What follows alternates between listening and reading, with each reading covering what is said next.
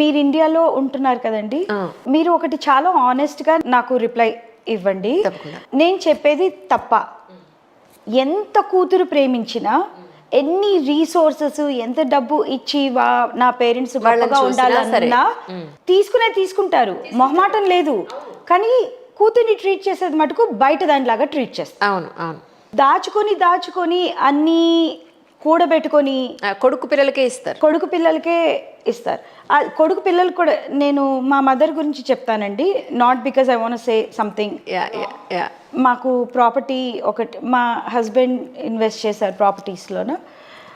ఒక pent house ఉంది. మా పేరెంట్స్ చెట్లు గిట్లు అన్నీ పెట్టుకొని, అమ్మ మాకివ్వు, మేము దాంట్లో ఉంటాము అని చెప్పేసి మా హస్బెండ్ని నేను అడిగితే ఇచ్చారు. మా మదరు మా ఫాదరు దాంట్లో ఉన్నారు. మా అమ్మకి మా బ్రదర్స్ ఏవో క్లాషెస్ వచ్చాయి. అందరిళ్ళల్లో ఉండే అందరిళ్ళల్లో ఉంటాయి. మా అమ్మ ఒకసారి నాతోటి ఆయన గురించి ఏదో కంప్లైంట్ చేస్తా, నీతోటి తీసుకొని వాడికి ఇద్దాం అనుకుంటే వాడు నన్నే గెంటేయాలనుకున్నాడు బేబీ. 3 రోజులు ఏడ్చానండి. ఎంత తప్పు కదండి అసలు. నేనేమో మా అమ్మ నేను చేయకపోతే అలాగా. బట్ ఇది నా ఒక్క కంప్లైంటే కాదండి,